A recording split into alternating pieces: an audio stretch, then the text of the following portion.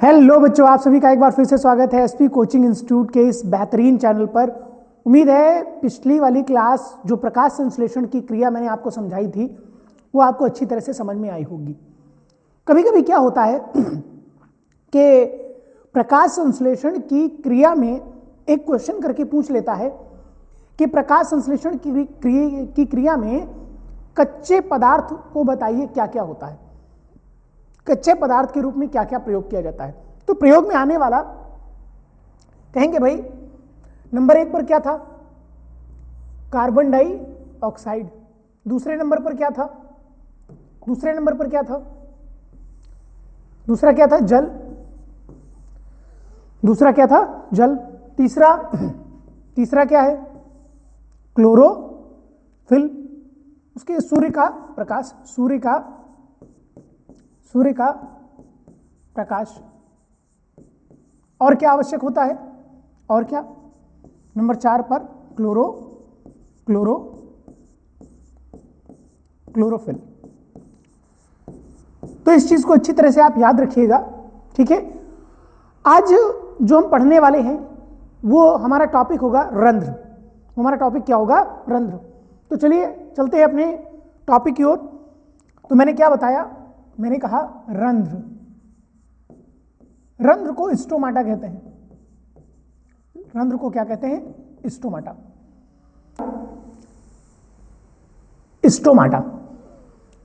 Stomata मतलब रंध्र। मैंने बताया अभी आपको, ये रंध्र जो पौधों में कार्बन डाइऑक्साइड आ रही थी, जो पौधों में क्या आ रही थी, कार्बन डाइऑक्साइड। भाई जल का जो परिवहन हो रहा था वो जड़ों द्वारा जाइलम कोशिकाओं से होकर के पत्तियों तक आ रहा था।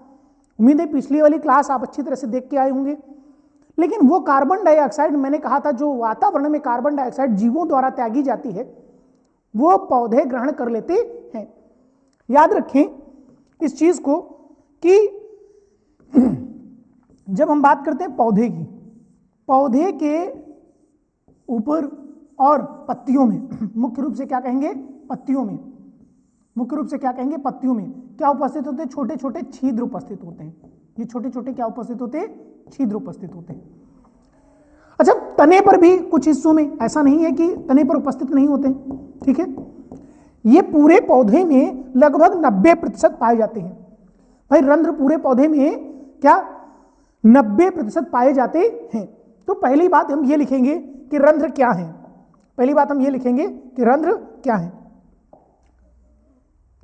कहेंगे रंध्र पौधों की वह संरचना है, पौधों की वह संरचना है जिसके द्वारा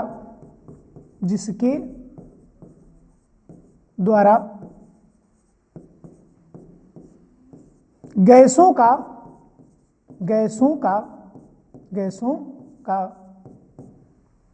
आदान प्रदान होता है।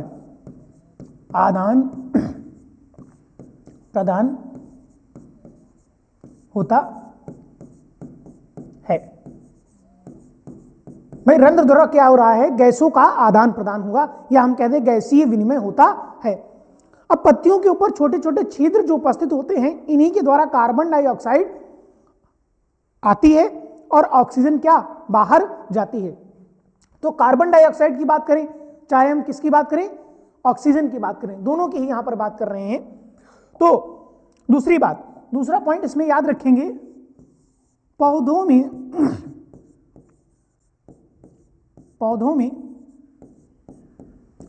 रंध्र लगभग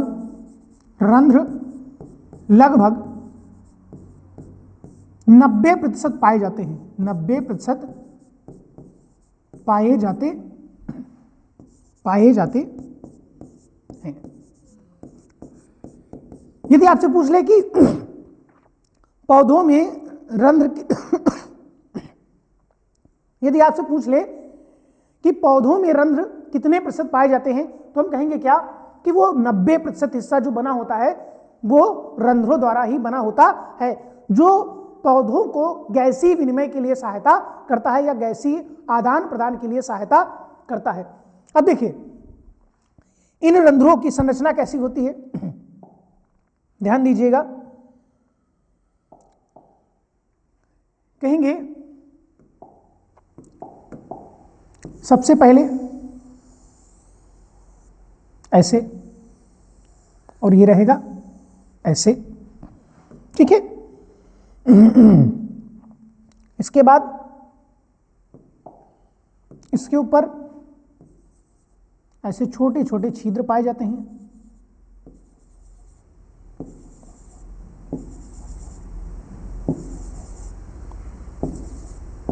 ये जो आपको दिखाई दे रहा है ये रंध्र छिद्र है। ये क्या है बेटा? रंध्र छिद्र है। और जिनको मैं बना रहा हूं ये क्या है? हरित लवक है। ये क्या है? हरित लवक, ठीक है।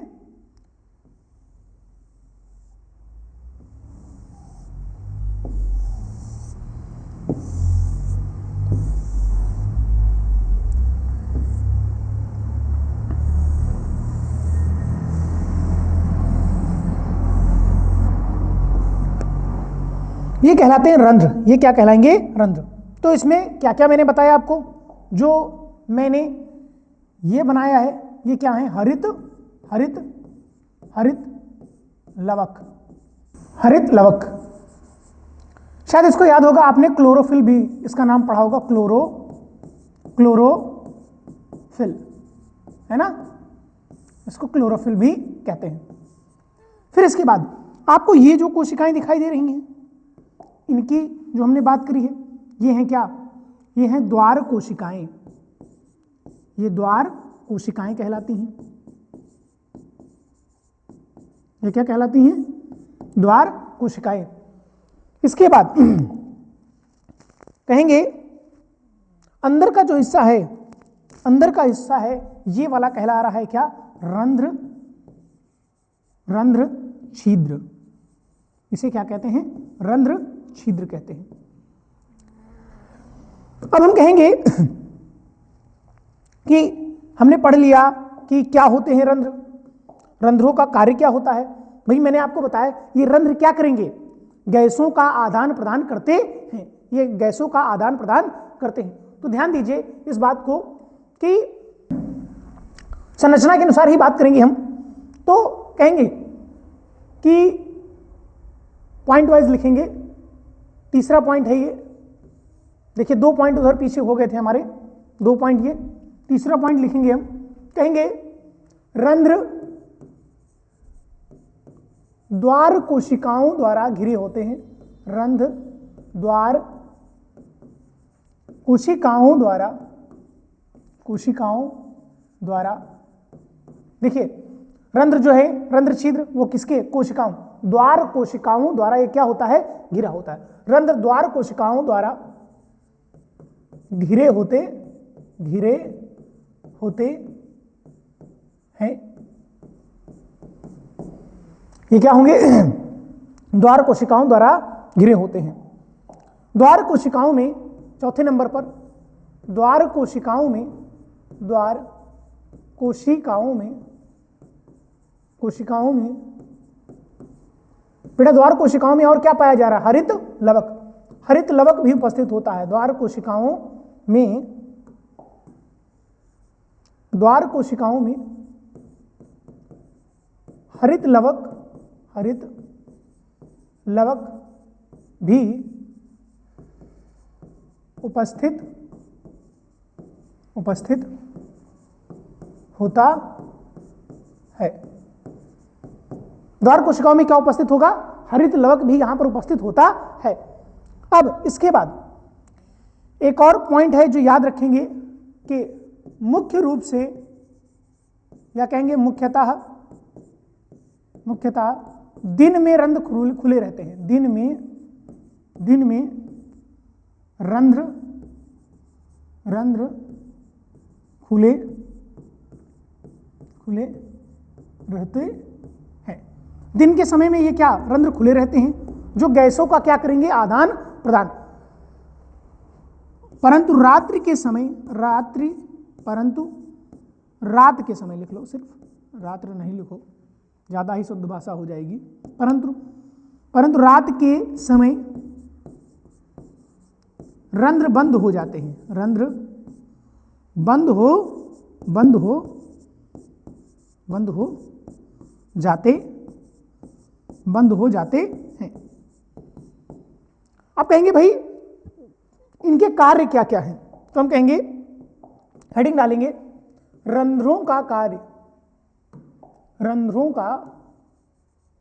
रंध्र का लिख देते, रंध्र का कार्य। तो यहां पर क्या कहेंगे, रंध्र का कार्य क्या क्या मैंने बताया, क्या करेंगे। नंबर 1, गैसों का आदान प्रदान करते हैं, गैसों का आदान प्रदान करते हैं, आदान प्रदान करते हैं। भाई अभी मैंने आपको बताया था कि रंध्र क्या कार्य करेंगे, ये गैसों का आदान प्रदान करते हैं। दूसरी बात मैंने बताई थी कि ये वाष्पोत्सर्जन में भी सहायता करते हैं। तो दूसरी बात मैंने क्या बताई आपको, दूसरी बात मैंने कही कि ये वाष्पोत्सर्जन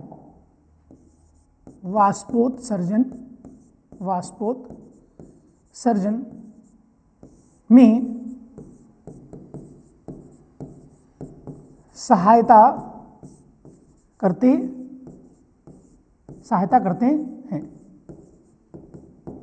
तो ये बात आप अच्छी तरह से याद रखेंगे। ये रहेगा आपका रंध्रों का क्या, रंध्रों का कार्य। ये क्या रहेगा, रंध्रों का कार्य। तो ये थी आज की क्लास जिसमें मैंने रंध्र के बारे में आपको बताया। उम्मीद है आज की क्लास आपको समझ में आई होगी। बेटा प्रकाश संश्लेषण जो हमने पढ़ा था, उस प्रकाश संश्लेषण की क्रिया में कार्बन डाइऑक्साइड आ रहा था, और वो जो कार्बन डाइऑक्साइड आ रहा था वो कहाँ से आ रहा है, वायुमंडल से, या जीवों द्वारा त्यागी गई जो कार्बन डाइऑक्साइड है वो पौधे ग्रहण कर लेते हैं, उसे सब एकदम कनेक्ट करके बता रहा हूं। तो वो जो कार्बन डाइऑक्साइड त्यागी गई जीवों द्वारा, वो पत्तियों या पेड़ द्वारा ग्रहण की जाती है, किसकी सहायता से, रंध्रों की सहायता से। ऐसे ही डायग्राम आप अपनी कॉपी में बनाएंगे, नोट्स में बनाएंगे अच्छी तरह से, जिससे आपको समझ में आता रहे। और रंध्र के भाग भी मैंने लिख दिया, रंध्र, छिद्र, और ये जब बंद हो जाते हैं तो रंध्र कुछ ऐसे दिखाई देंगे। ये जो द्वार कोशिकाएं होती है ऐसे दिखाई देती है, द्वार कोशिकाएं ऐसे। तो ये क्या हो जाते हैं, रंध्र बंद हो जाते हैं। तो दिन के समय रंध्र क्या रहते हैं, खुले, और रात्रि के समय ये रंध्र क्या हो जाते हैं, बंद हो जाते हैं। तो कहेंगे दिन के समय भाई वाष्पोत्सर्जन की क्रिया जो होती है ना, दिन के समय अधिक होती है, इसलिए मैंने मुख्यतः लिख दिया है वहां पर कि कुछ पौधे ऐसे भी होते हैं कि रात के समय उनमें रंध्र खुले रहते हैं। तो इसलिए मुख्यतः मैंने लिख दिया, मुख्यतः दिन में क्या होते हैं, रंध्र खुले रहते हैं, और रात के समय में क्या हो जाते हैं, ये बंद हो जाते हैं। तो उम्मीद है आज की क्लास आपको अच्छी तरह से समझ में आई होगी। तो आज के लिए इतना ही। Thank you class, thank you so much.